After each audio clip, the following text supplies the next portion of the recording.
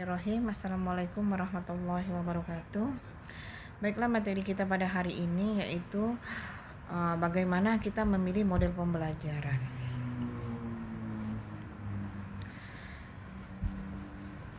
Di sini standar kompetensi untuk model pembelajaran ini, bagaimana mahasiswa dapat memilih model pembelajaran yang sesuai dengan tujuan daripada pembelajaran. Kemudian kompetensi dasar yang akan dicapai yaitu menjelaskan cara memilih model pembelajaran, menjelaskan hubungan antara model pembelajaran dan prinsip belajar, kemudian memilih model pembelajaran untuk rancangan pembelajaran.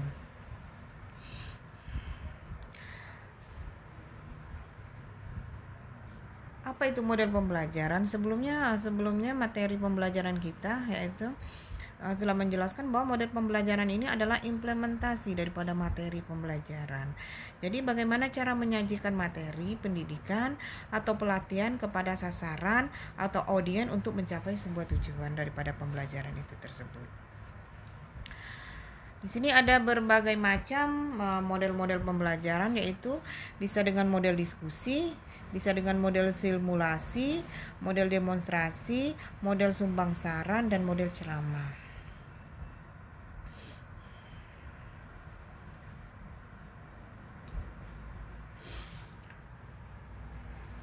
Dalam menentukan atau memilih model pembelajaran, ada beberapa faktor yang harus dipertimbangkan, yaitu bisa mempertimbangkan jenis pokok bahasan yang akan kita implementasikan atau materi yang akan kita ajarkan, yaitu materinya seperti apa. Kemudian kita harus juga melihat adalah jumlah peserta. Apakah jumlah pesertanya banyak atau sedikit? Ini bisa ditentukan. Kalau jumlahnya lebih banyak ya, sulit dilakukan kelompok, bisa dengan model ceramah. Atau bisa kalau jumlahnya mencukupi untuk bisa pembagian kelompok, bisa kelompok besar atau kelompok kecil atau seperti itu. Kemudian ada beberapa faktor yang perlu dipertimbangkan adalah pengalaman dan kepribadian narasumber. Ini pengalaman daripada narasumber atau kemampuan daripada narasumber ini juga dijadikan sebuah bahan pertimbangan untuk menentukan model pembelajaran apa yang akan kita pilih ya. Kemudian harus juga memperhatikan yaitu pengetahuan awal audiens atau peserta. Ya, kita harus mengetahui juga harus melihat ya atau menganalisis kemampuan daripada audiens atau peserta didik atau sebuah peserta pelatihan. Kemudian ini harus dipertimbangkan juga tujuan daripada akan kita menentukan model pembelajaran itu. Kemudian waktu dan fasilitas. Waktu ini perlu waktunya banyak atau sedikit. Kalau waktunya sedikit, lebih cenderung kita menggunakan model pembelajaran dengan ceramah ya. Kalau waktunya banyak, lebih cenderung kepada model diskusi ya. Kemudian fasilitas ini juga harus diperhatikan. Kalau fasilitasnya mendukung, bisa model ceramah dengan menggunakan elektronik, atau kalau fasilitasnya kurang mendukung, bisa menggunakan kelompok atau diskusi atau dengan pembagian tugas ya, atau simulasi atau demo, tergantung fasilitas yang ada. Kalau fasilitas yang tersedia, ada media pembelajarannya, kemudian ada alat-alat atau alat-alat peraganya, bisa menggunakan model pembelajaran demonstrasi. Bagaimana dikatakan model pembelajaran ini baik? Model pembelajaran ini baik, yang pertama adalah sesuai dengan prinsip-prinsip belajar. Kemudian model pembelajaran dikatakan baik itu disesuaikan dengan materi pembelajarannya seperti apa. Di sini kita akan mempelajari adalah prinsip-prinsip belajar. Prinsip-prinsip belajar yaitu adanya motivasi. Motivasi ada semangat atau dorongan ya. Dorongan itu baik dari internal maupun eksternal. Kita sudah pelajari sebelumnya dorongan-dorongan eksternal itu yang internal itu seperti apa, dorongan-dorongan eksternal itu seperti apa. Kemudian prinsip-prinsip belajar ini adalah kecepatan belajar ya. Bagaimana kemampuan suatu siswa dalam menanggapi atau menerima pembelajaran tersebut. Kemudian keaktifan belajar siswa. Ini bagaimana adanya motivasi ya. Prinsip-prinsip belajar ini adanya motivasi. Kemudian dari motivasi ini adalah umpan balik atau penguatan. Di sini ada ada kecepatan belajar.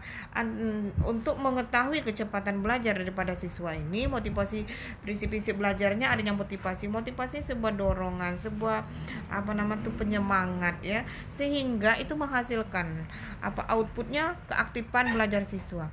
Apabila siswa itu termotivasi, adanya semangat, ada dorongan, sehingga keaktifan siswa itu akan lebih tinggi ya. Maka siswa itu akan lebih aktif, kemudian siswa itu berinovasi. Nah, di sini antara motivasi ini ada umpan balik atau penguatan. Kalau dia termotivasi, berarti ini adanya penguatan dari diri siswa atau peserta didik. Dengan adanya penguatan, dengan adanya umpan balik, maka akan terlihat nih keaktifan belajar daripada siswa. Jadi prinsip-prinsip belajar ini memang harus dikuasai ya, untuk kecepatan belajar.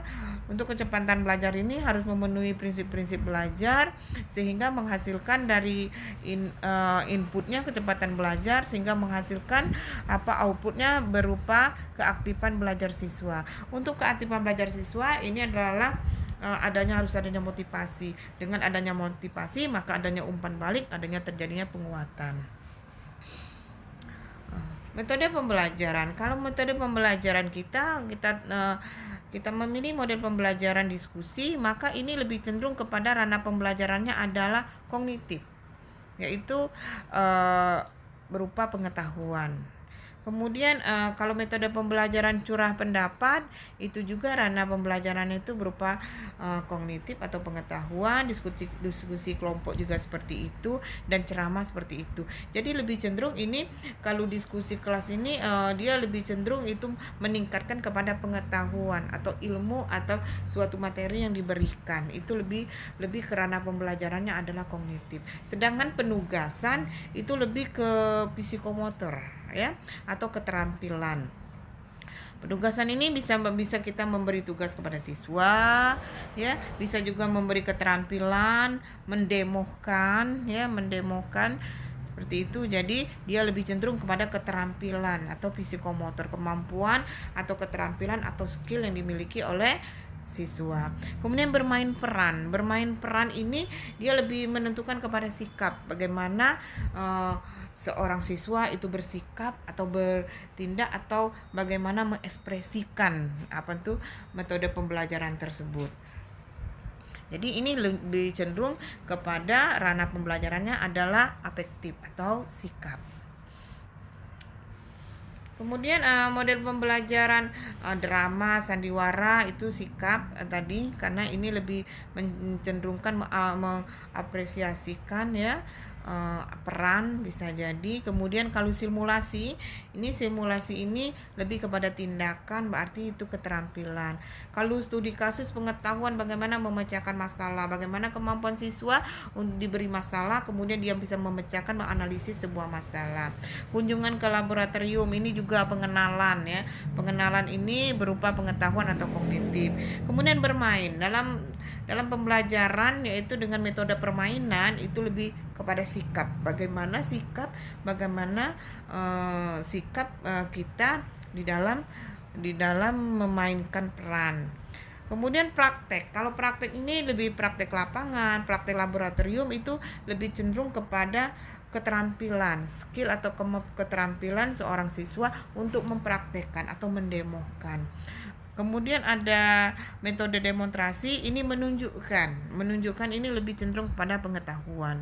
Kemudian uji coba. Kalau uji coba itu lebih eksperimen, lebih penelitian atau lebih observasi, itu lebih cenderung pada kemampuan keterampilan atau meningkatkan kemampuan psikomotor seorang siswa. Selanjutnya kita menentukan misalkan metode ceramah. Metode ceramah ini memiliki keunggulan cepat menyampaikan informasi, karena ceramah ini berpusat kepada pelatih, bersifat kepada moderator, atau bersifat dia kepada pendidik atau tenaga pengajar yang kita kenal dengan guru. Jadi kalau ceramah ini lebih cenderung dia keunggulannya cepat sekali menyampaikan informasi karena narasumbernya ada satu ya, kemudian berpusat kepada narasumber itu. Jadi dalam dia menyampaikan materi ini cepat sekali informasi itu tersampaikan. Kemudian banyaknya informasi yang disampaikan dalam waktu yang singkat. Ini tadi kita perhatikan dulu dalam kita menentukan materi atau metode pembelajaran ini harus diperhatikan juga. Tadi prinsip-prinsipnya adalah waktu atau fasilitas yang tersedia. Nih, kalau kita memiliki waktu yang singkat, ini lebih cenderung kita menggunakan metode ceramah. Kemudian tadi juga dilihatkan jumlah peserta. Kalau jumlah pesertanya banyak, kita sulit sekali untuk mengendalikan atau membuat kelompok karena ini akan terjadi kegaduhan atau keributan. Kemudian sulit sekali dalam kita mengontrol, membimbing atau mengawas. Jadi kalau untuk jumlah siswanya yang banyak, ini kita lebih cenderung kita menggunakan metode ceramah untuk menyangkai banyaknya audiens tadi. Jadi untuk misalnya jumlahnya banyak, fasilitasnya tidak terlalu mendukung, kemudian waktunya singkat, itu lebih cenderung kita menggunakan metode ceramah. Kemudian juga harus dilihat materinya. Kalau materi itu lebih banyak menjelaskan ya, bukan lebih banyak keterampilan, itu lebih cenderung menggunakan metode ceramah. Kemudian di mana ada kelemahan, metode ceramah ini memiliki kelemahan komunikasi satu arah. Karena tadi berpusat hanya kepada seorang guru atau seorang tenaga pendidik atau hanya sebagai pelatih tadi. Jadi kelemahannya adalah hanya komunikasi satu arah. Ya. Kemudian sukar memahami kebutuhan individu. Ya tadi, karena ceramah ini dia tidak langsung membimbing ke individu masing-masing, dia lebih cenderung di depan kelas. Jadi sukar memahami kebutuhan daripada individu. Kemudian proses belajarnya berpusat pada pelatih. Ini saya katakan bahwa ini proses pembelajaran berpusat kepada satu narasumber, berpusat kepada seorang guru atau tenaga pendidik ya. Jadi proses belajarnya tidak dua arah. Ya, tidak adanya kemungkinan untuk diskusi, kemungkinan untuk saran pendapat itu lebih sedikit. Nih, ini untuk mode ceramah lebih cenderung kita lihat pada gambar ini adalah audiensnya lebih banyak, kemudian hanya berpusat kepada seorang guru atau tenaga pendidik. Kemudian informasi yang diberikan adalah satu arah. Di mana mode ceramah ini sebaiknya dengan kombinasi metode, bisa saja ini kita menggunakan metode ceramah, bukan berarti metode ceramah ini adalah metode pembelajaran yang konvensional yang hanya berpusat kepada guru, tapi ini bisa divariasikan ya. Bagaimana cara memvariasi itu tergantung daripada kemampuan daripada peserta kemampuan daripada pendidik atau guru. Bagaimana memvariasikannya supaya ini pembelajaran ini mengasihkan, menyamankan, kemudian lebih membuat kita lebih nyaman ya. Jadi bisa saja ini diakali karena ini lebih cenderung kepada pembelajaran yang konvensional, lebih berpusat kepada guru, tetapi ini bisa dikombinasikan ya. Bisa dikombinasikan dengan metode-metode bervariasi seperti tanya jawab bisa. Kemudian ceramah ini dilakukan dengan tujuan sebagai pemicu terjadinya kegiatan yang partisipatif ya. Itu tadi saya katakan bisa dengan memberi studi kasus ya, itu bisa ceramah ini tidak harus monoton ya, mendengar saja atau hanya memperhatikan guru atau pendidik, tetapi ini bisa dikombinasikan ya dengan cara curah pendapat, diskusi atau pleno penugasan atau diberi kasus, kemudian kasus itu diberikan kepada audien bisa menyampaikan pendapat-pendapatnya atau bagaimana dia mengatasi masalah tersebut, itu bisa. Selain itu, ceramah juga dimaksud di sini adalah ceramah yang cenderung yang interaktif ya, yaitu melibatkan peserta melalui adanya tanggapan balik atau perbandingan dengan pendapat atau pengalaman peserta. Jadi itu tadi misalnya kita berikan studi kasus, kemudian ada tanggapan daripada peserta atau audiens, itu bisa ya. Jadi bisa dikombinasikan supaya tidak terjadinya monoton, tidak membuat siswa itu juga lebih aktif atau lebih nyaman. Kemudian media pendukung yang digunakan itu bisa juga menggunakan media pendukung supaya tidak monoton. Itu tadi dengan transparasi ditayangkan pada OHP atau presentasi ditayangkan pada LCD atau tulisan-tulisan kartur atau gambar-gambar dengan menggunakan fasilitas-fasilitas atau media-media yang mempermudah bagi guru atau bagi tenaga pendidik untuk menyampaikan sebuah materi, sehingga materi itu lebih mudah dicerna, lebih mudah informasi itu lebih cepat tersampaikan. Jadi untuk mentransfer materi atau mentransfer ilmu pengetahuan itu bisa dibantu dengan berbagai fasilitas yang ada. Kemudian metode diskusi. Metode diskusi ini bagaimana kita diskusi? Biasanya dia mempunyai atau audien atau peserta didiknya itu dalam jumlah yang terbatas. Kemudian waktunya akan lebih banyak. Karena diskusi ini membutuhkan waktu yang lebih banyak tersedia. Ini walaupun fasilitas yang lain tidak terlalu mendukung, tidak ada masalah. Dimana keunggulan daripada metode diskusi ini adalah interaksi antara pelajar, pengajar, peserta. Jadi adanya interaksi antara pengajar dan yang diajar. Kemudian adanya interaksi sosial antara peserta dengan peserta. Ini keunggulannya. Dengan seperti itu terjadinya suatu pentransferan informasi atau pentransferan ilmu pengetahuan antara guru dengan peserta, antara peserta dengan peserta. Kemudian keunggulannya dapat menilai penguasaan konsep peserta. Nah, di sini dapat dinilai yang mana peserta-peserta yang mempunyai kemampuan lebih atau memiliki kemampuan konsep-konsep yang lebih sehingga bisa didiskusikan, bisa ditransferkan di antara peserta. Dapat melihat reaksi peserta terhadap ide-ide baru. Di sini kita karena metode diskusi ini lebih cenderung kita pengawasannya lebih dekat ya, jumlahnya lebih sedikit. Jadi kita bisa langsung melihat reaksi dari peserta terhadap ide-ide yang disampaikan atau ide-ide yang dia sampaikan. Tetapi metode diskusi ini juga memiliki kelemahan, yaitu tidak efektif bila peserta belum menguasai konsep dasar. Jadi harus mengetahui dulu konsep dasarnya seperti apa, baru dia bisa berdiskusi. Tapi kalau metode ceramah itu langsung guru mentransferkan atau pelatih memberi pengetahuan, jadi dijelaskan dulu konsep dasarnya, kemudian baru diadakan tanya jawab. Kalau metode diskusi kita harus tahu dulu nih, diberi dulu konsepnya ya. Kemudian menyita banyak waktu. Jadi ini tadi untuk penentuan metode diskusi juga kita harus perhatikan. Kalau waktunya banyak bisa diterapkan metode diskusi ini. Tapi kalau metodenya sedikit, lebih baik kita terapkan metode ceramah, karena ini sayang kalau waktu yang kita gunakan sedikit, nanti pembahasan atau diskusinya tidak berjalan dengan sempurna. Langkah-langkah pengelolaan diskusi adalah persiapan, pelaksanaan, dan penutup. Persiapan ini yang pertama merumuskan tujuan, kedua menentukan topik, yang ketiga karakteristik peserta, membuat kerangka diskusi, kemudian adanya fasilitas itu persiapannya. Kemudian terjadinya pelaksanaan. Dalam proses pelaksanaan ini, yang pertama kemukakan dulu tujuan. Tujuan daripada materi yang akan kita bahas, materi yang akan kita diskusi itu tujuannya seperti apa, tujuannya apa yang akan kita capai. Kemudian komunikasikan topiknya. Topik kita kan untuk persiapan sudah ditentukan topik yang akan kita bahas seperti apa. Kemudian menjelaskan prosedurnya, bagaimana pelaksanaannya, menjelaskan prosedurnya, bagaimana menyelesaikan sebuah topik bahasan tadi. Kemudian bagikan kelompok dibagi karena diskusi ini lebih cenderung kepada kelompok, baik itu kelompok kecil ataupun kelompok besar. Itu pembelajaran secara kooperatif. Kemudian bimbingan diskusi ini membutuhkan bimbingan daripada peserta didik, itu lebih membimbing, mengarahkan. Jadi dialognya lebih sedikit tetapi bimbingan dan pengarahan.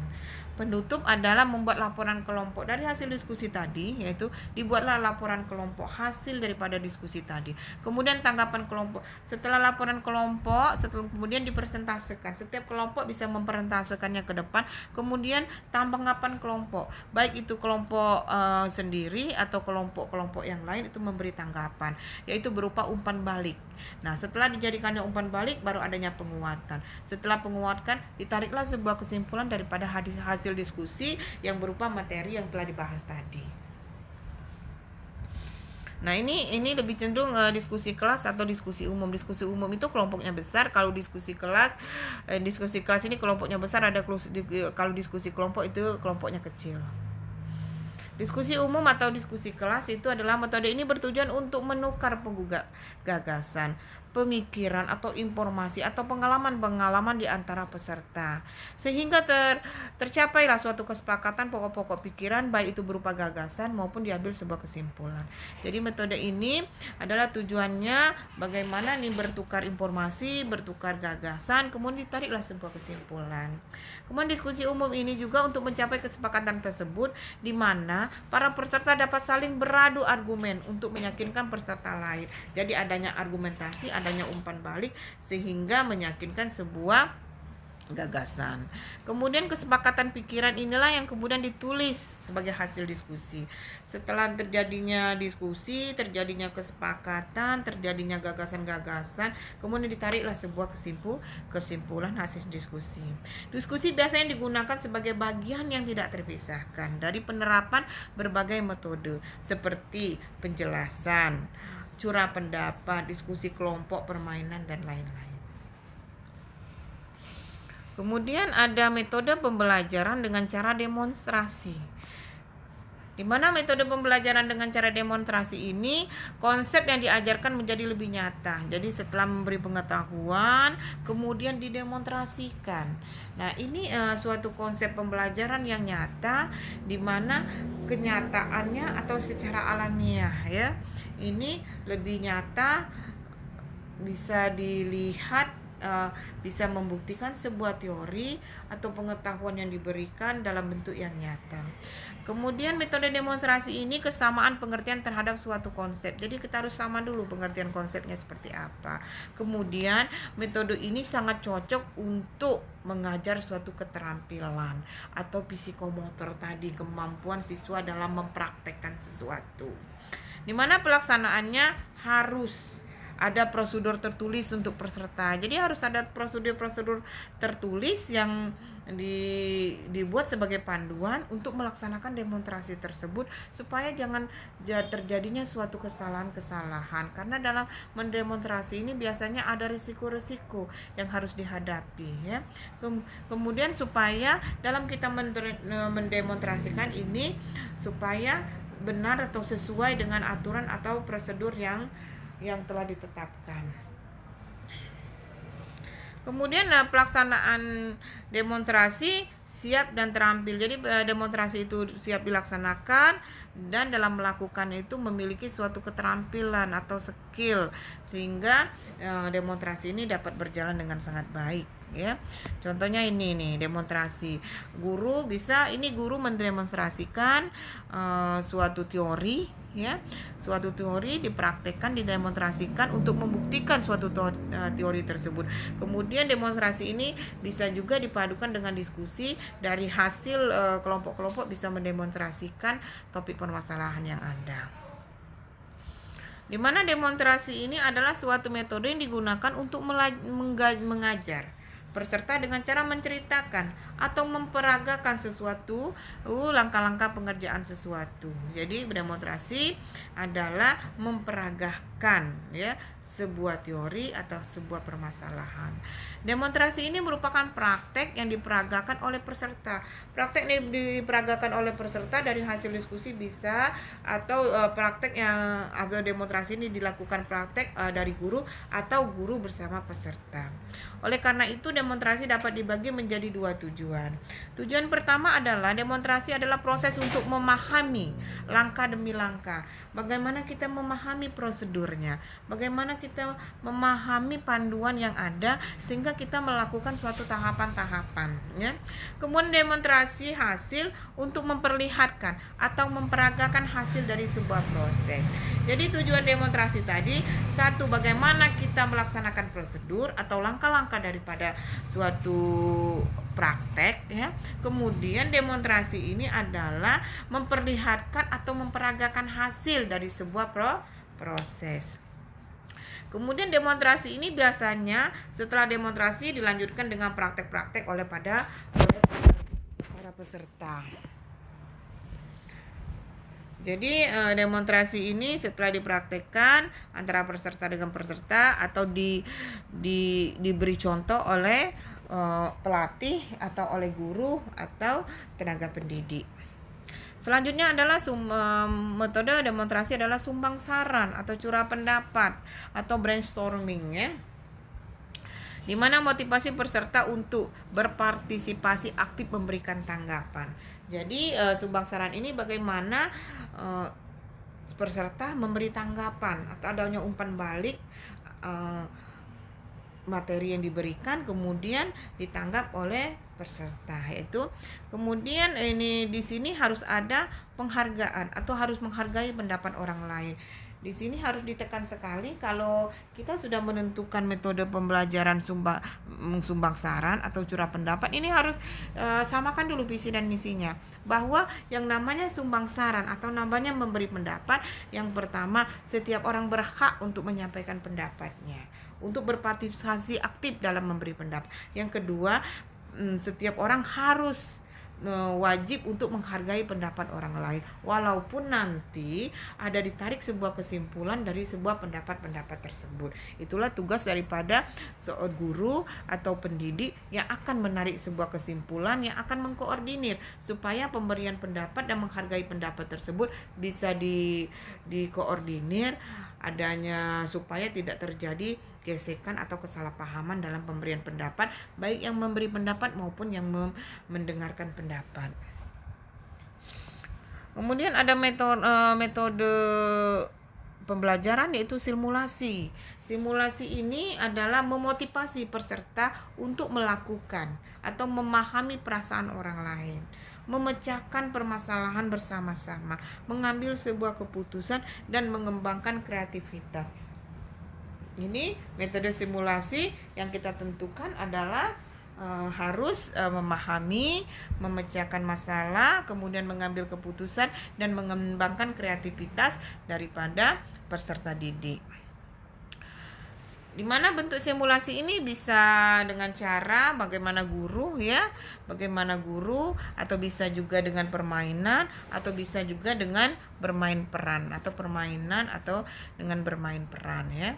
Nih, misalnya kita menceritakan tentang Pangeran Diponegoro. Jadi siapa yang jadi Pangeran Diponegoronya, siapa jadi prajurit-prajuritnya, seperti itu.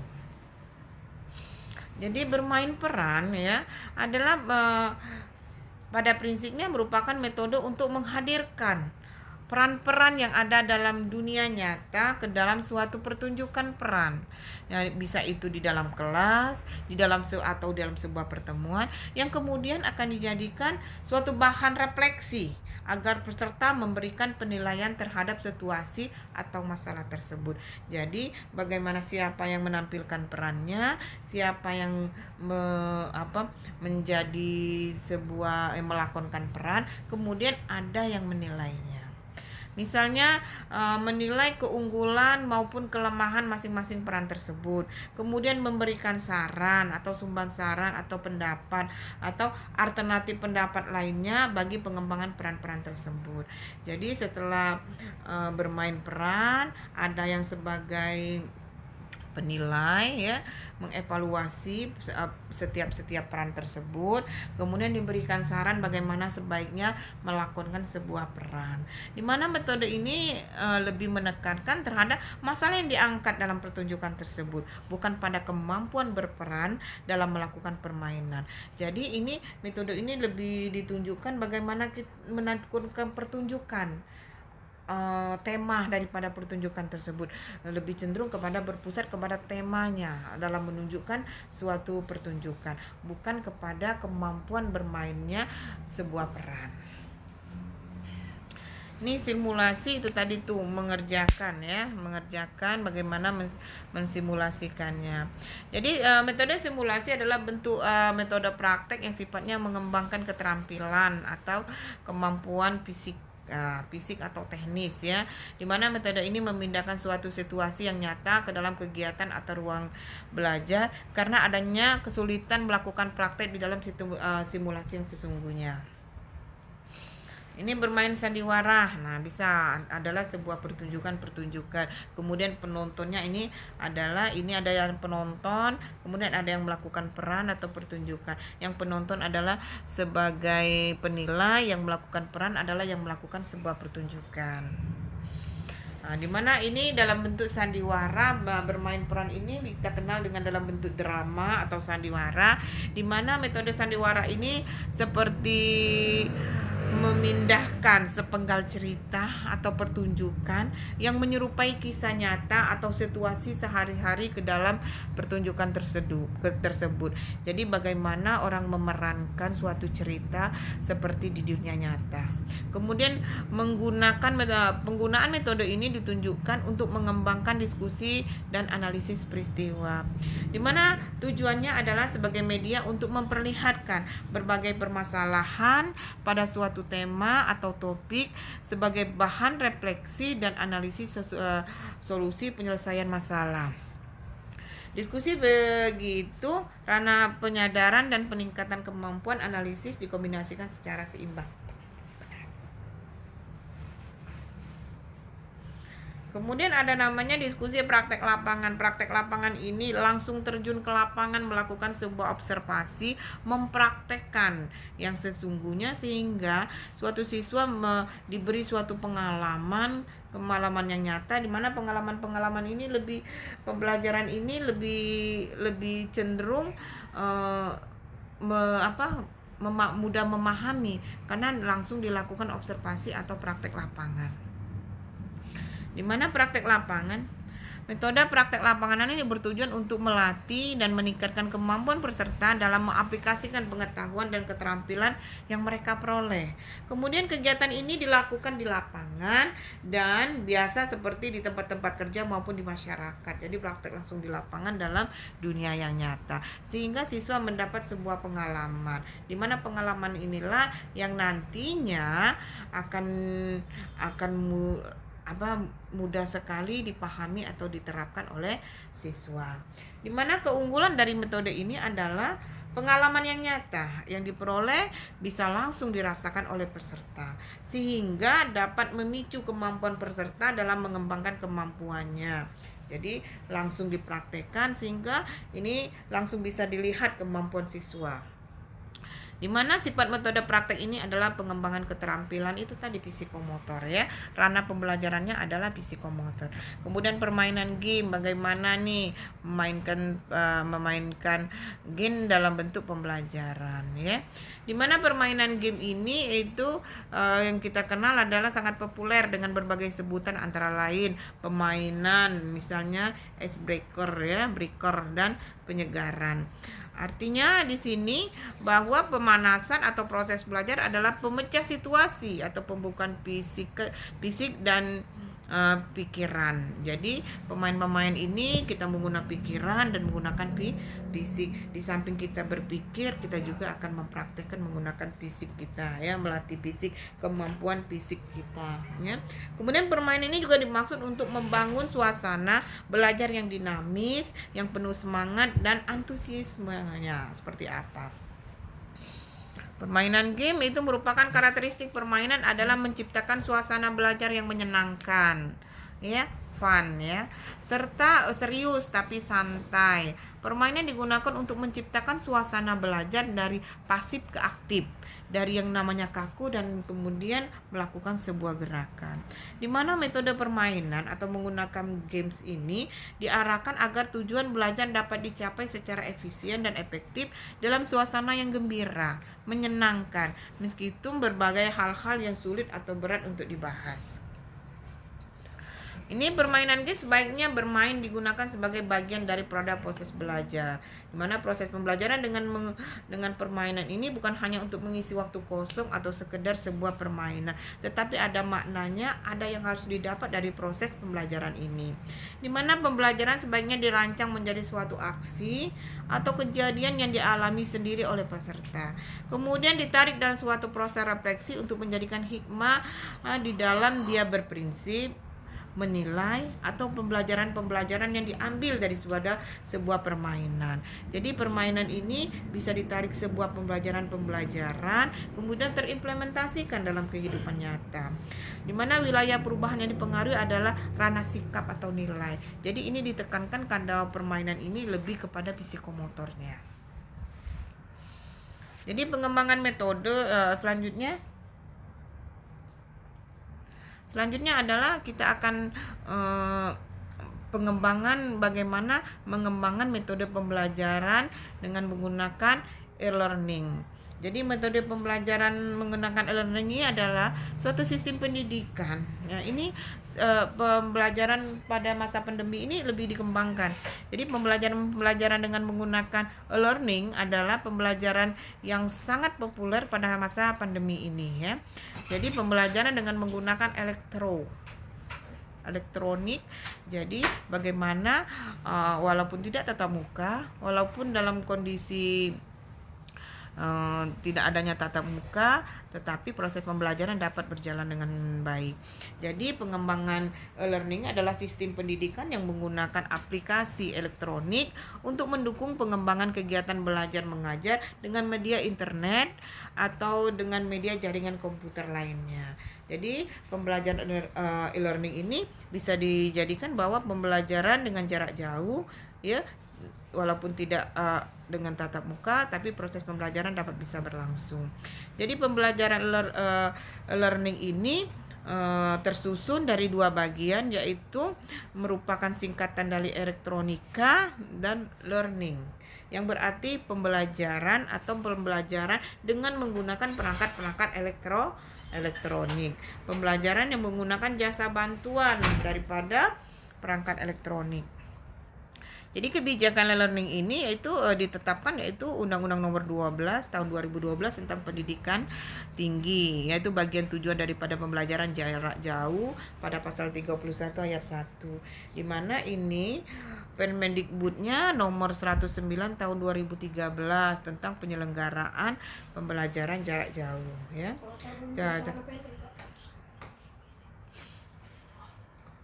Di mana pembelajaran e-learning ini yaitu memiliki karakteristik yaitu memanfaatkan jasa teknologi atau teknologi elektronik seperti guru dan siswa dan sesama siswa atau guru dan sesamanya ya. Di mana guru dapat berkomunikasi secara relatif mudah tanpa dibatasi oleh hal-hal yang bersifat protokoler. Jadi komunikasi ini dapat berjalan dengan sangat baik. Kemudian karakteristiknya memanfaatkan keunggulan komputer atau digital media, komputer. Jadi ini lebih menggunakan komputer. Jadi pembelajaran dengan menggunakan komputer, kemudian menggunakan bahan ajar bersifat mandiri. Jadi bahan ajar yang digunakan itu bisa bersifat mandiri, disimpan di komputer sehingga dapat diakses oleh guru atau siswa kapan saja dan di mana saja pada saat di mana yang bersangkutan itu membutuhkan atau memerlukannya. Jadi ini pembelajaran ini lebih mudah, lebih dipermudah ya, bagaimana dia tidak harus menentukan waktunya kapan atau di mana kondisinya. Jadi pembelajaran dapat dilakukan kapan saja dan di mana saja. Kemudian memiliki karakteristik memanfaatkan jadwal pembelajaran, kurikulum, hasil kemajuan belajar dan hal-hal yang berkaitan dengan administrasi pendidikan dapat dilihat setiap saat di komputer. Jadi ini terdeteksi semua ya. Jadi pembelajaran dengan cara e-learning ini, jadi pembelajaran ini lebih administrasinya lebih baik ya, karena ini langsung tercatat atau terekam di komputer, di mana jadwal pembelajaran atau kurikulum bisa langsung terdeteksi. Di mana syarat-syarat dalam penggunaan pembelajaran ini, di mana kegiatan belajar dilakukan melalui pemanfaatan jaringan ya, dalam hal ini adalah jaringan internet ya. Kemudian tersedianya dukungan layanan belajar yang dapat dimanfaatkan. Kemudian peserta belajar misalnya CD-ROM atau bahan cetak. Tersedianya dukungan belajar tutor yang dapat membantu peserta belajar apabila mengalami sebuah kesulitan dalam proses pembelajaran atau pemahamannya dalam memahami pembelajaran tersebut. Kemudian adanya lembaga yang menyelenggarakan atau yang mengelola kegiatan e-learning ini. Adanya sikap positif pendidik atau tenaga kependidikan terhadap teknologi komputer atau internet. Kemudian adanya rancangan sistem pembelajaran yang dapat dipelajari atau diketahui oleh setiap peserta didik. Selanjutnya adanya sistem evaluasi terhadap kemajuan atau perkembangan belajar peserta didik. Kemudian adanya mekanisme umpan balik yang dikembangkan oleh lembaga pendidikan. Jadi ada syarat-syarat tertentu dalam proses pembelajaran ini, ya. Ada prosedur atau syarat-syarat yang dilakukan dalam proses pembelajaran e-learning ini. Di mana fungsi pembelajaran e-learning ini adalah sebagai tambahan atau suplemen, ya, yang dikatakan berfungsi sebagai suplemen, ada tambahan, bisa tatap muka kemudian dilanjutkan dengan e-learning. Sebagai komplement, ya, berarti sebagai suplemen berarti ini diprogramkan untuk mencari materi pengayaan atau remedial pengulangan bagi peserta didik dalam mengikuti kegiatan pembelajaran konvensional. Jadi substitusi atau penggantian tujuan daripada e-learning ini adalah sebagai pengganti kelas konvensional. Jadi bisa menggantikan di mana kelas konvensional adalah kelas tatap muka langsung di kelas, ini bisa sebagai penggantinya dengan cara e-learning ini. Adalah di mana sebagai peserta didik dapat secara fleksibel mengelola kegiatan baik itu perkuliahan atau mengelola kegiatan pembelajaran dengan waktu dan aktivitas dalam sehari-hari. Manfaat pembelajaran ini adalah dari sudut peserta didik, di mana kegiatan e-learning ini kemungkinan berkembangnya fleksibel belajar yang tinggi. Kemudian manfaat yang diperoleh oleh guru, bahwa guru dapat lebih mudah melakukan kemutahiran bahan ajar, kemudian mengembangkan diri untuk melakukan penelitian penggunaan perangkat, meningkatkan wawasannya karena waktu luang yang dimiliki relatif lebih banyak untuk pembelajaran ini. Kedua, mudah mengontrol kegiatan belajar peserta didik. Yang keempat, mengecek apakah peserta didik telah mengerjakan soal-soal latihan setelah mempelajari topik-topik tertentu. Selanjutnya adalah memeriksa jawaban peserta didik, memberitahu hasilnya kepada peserta didik. Dimana topik bahasan yang gitu learning adanya learning overview, ya, learning design. Dia ada dulu ada yang mendesainnya, kemudian adalah pengembangan bahan ajar berupa e-learning, kemudian ada platformnya e-learning itu.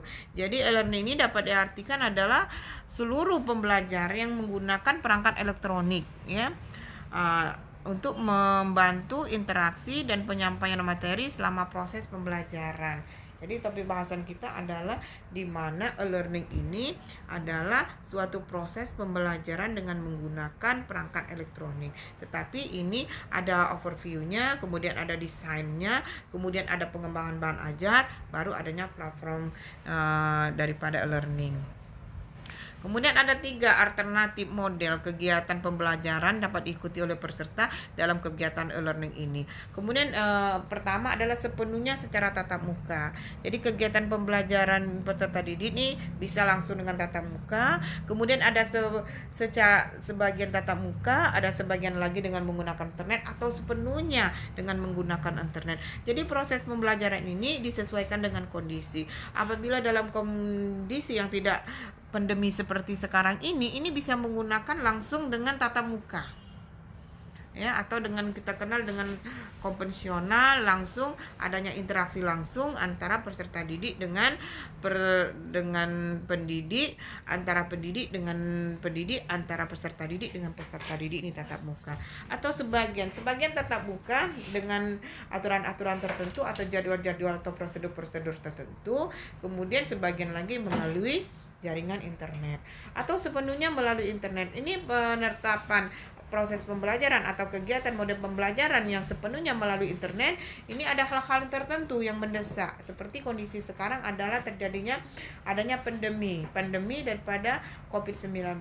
Ini tidak memungkinkan terjadinya tatap muka, ya, sangat sangat berbahaya atau sangat riskan apabila terjadinya tatap muka, karena akan mudah sekali terjadinya penyebaran daripada virus corona ini.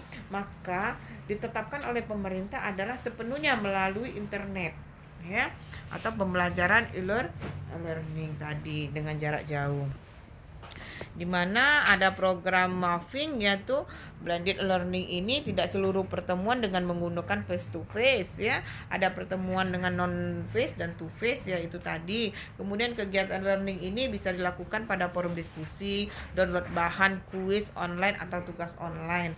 Kemudian cocok digunakan untuk mahasiswa atau siswa yang sudah familiar dengan program learning. Jadi proses pembelajaran dapat dilakukan apabila seorang siswa itu mengetahui bagaimana mekanisme penggunaan atau bagaimana mengaplikasikannya daripada pembelajaran learning ini.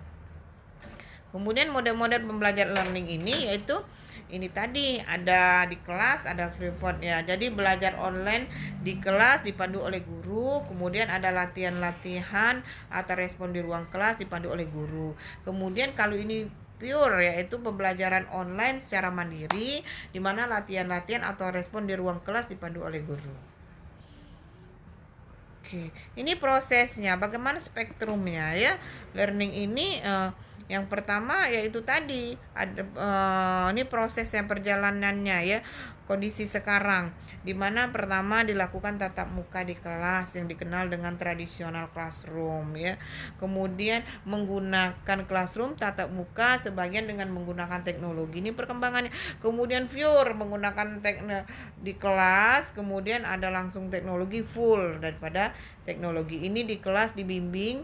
Ini proses spektrumnya, ya. Pertama di kelas, kemudian di kelas dengan menggunakan teknologi. Ya, kemudian kelas tadi adanya mandiri, kemudian mandiri tapi dibimbing oleh guru. Selanjutnya adalah full online, ya, tanpa lebih mandiri sekali kondisi sekarang.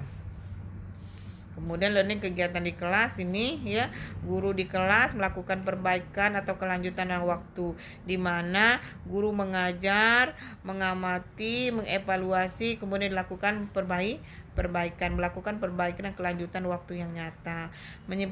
Ini persiapan di kelas, bagaimana mempersiapkan substitusinya, kemudian dilakukanlah transformasi, ya.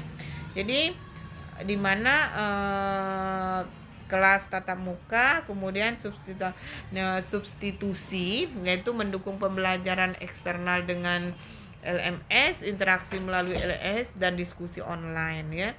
Kemudian ini tatap muka, kemudian di bawahnya ada namanya kelas jarak jauh, atau kita kenal dengan menggunakan perangkat pembelajaran dengan menggunakan perangkat elektronik. Kemudian kontennya disesuaikan dengan proses mental internal interaksi online-nya. Interaksi alternatif, yaitu keterlibatan daripada siswa.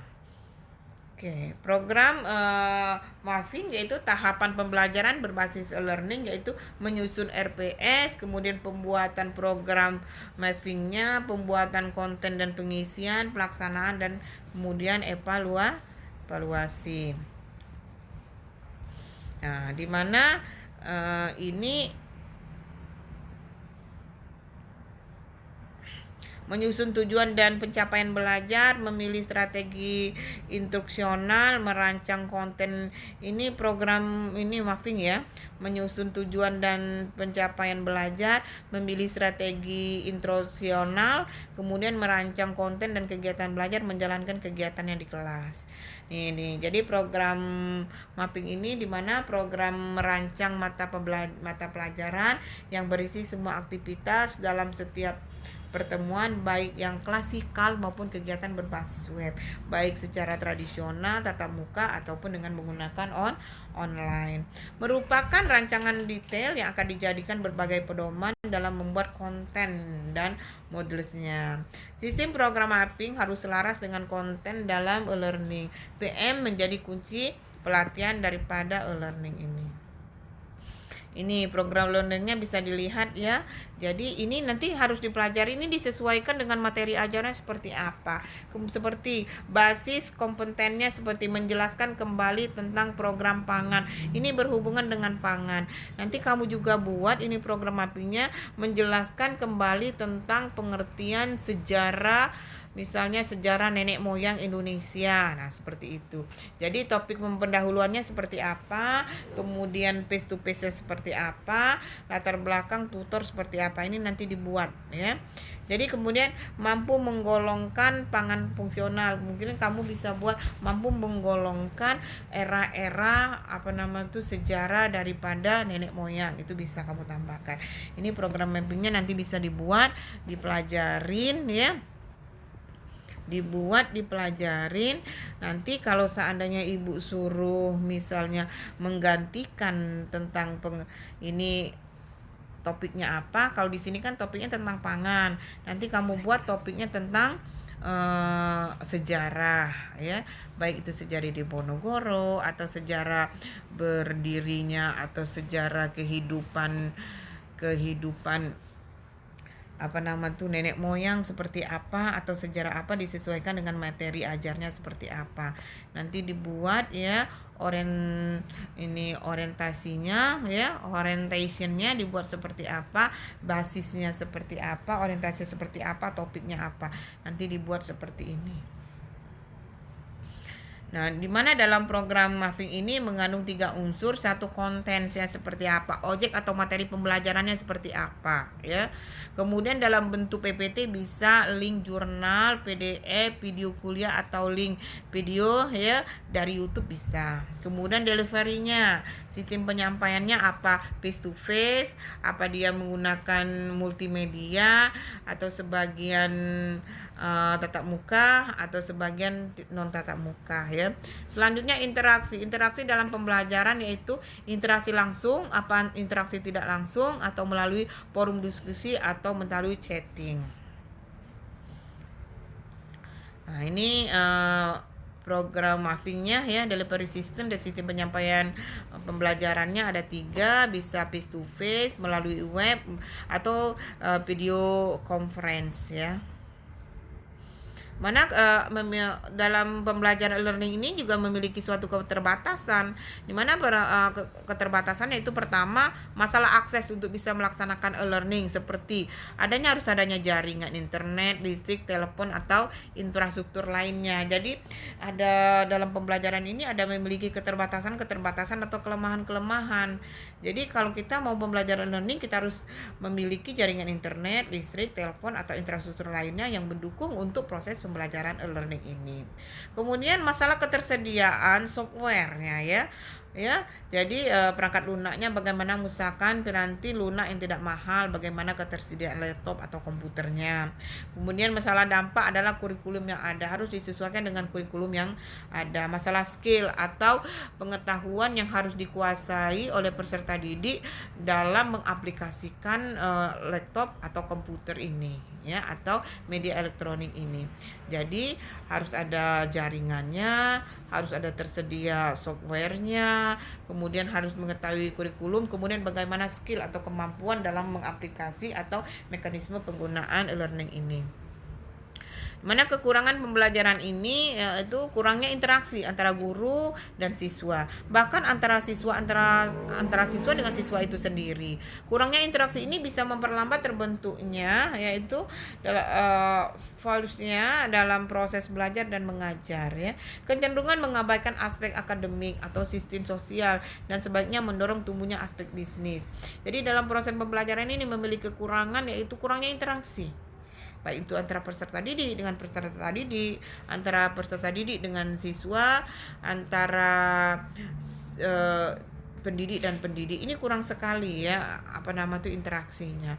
Kemudian kita cenderung mengabaikan aspek akademik, bagaimana kemampuan siswa itu secara nyata ya. Kalau jarak jauh ini kita tidak mengetahui bahwa kemampuan siswa itu secara nyata ya, sehingga lebih terdorong bukan secara akademis tapi lebih ke aspek bisnisnya ya. Dia kemudian kekurangnya proses belajar dan mengajar cenderung kepada arah latihan bukan arah pendidikan. Jadi lebih kemampuan psikomotornya itu kurang, hanya lebih ke kognitif atau pengetahuannya aja, sedangkan pengetahuan yang aspek afektif dan kemampuan psikomotornya itu kurang sekali, tapi lebih cenderung ke pengetahuan sebagai teori-teori aja. Kemudian perubahan peran guru dari semula menguasai teknik pembelajaran konvensional kini dituntut menguasai teknik pembelajaran menggunakan internet. Yang selama ini belajar secara konvensional menjelaskan di depan kelas ya, tetapi ini lebih cenderung dia harus mengetahui nih sistem-sistem yang ada di internet ya.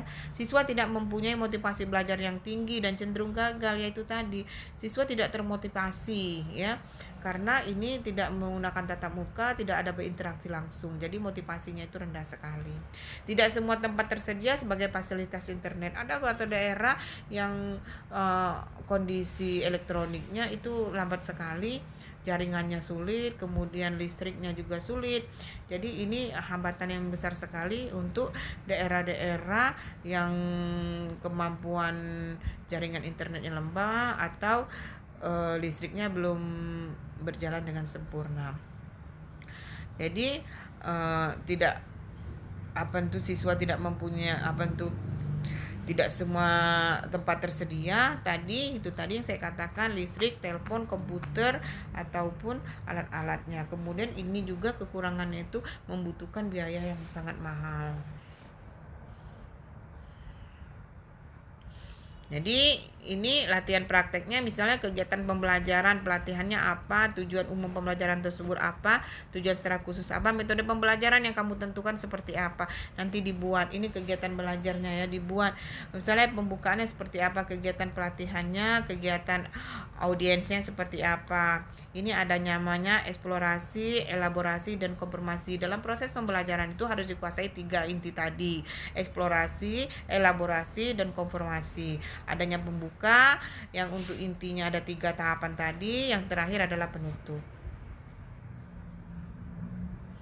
Oke, demikianlah proses pembelajaran kita hari ini, di mana materi kita adalah metode pembelajaran. Bagaimana kita menentukan metode pembelajaran, bagaimana kita menentukan metode daripada pembelajaran itu, kemudian disesuaikan dengan materi ajarnya. Demikianlah pelajaran kita pada hari ini. Lebih dan kurang saya mohon maaf kepada Allah Subhanahu, mohon ampun. Saya tutup dengan billahi taufiq wal hidayah. Wassalamualaikum warahmatullahi wabarakatuh.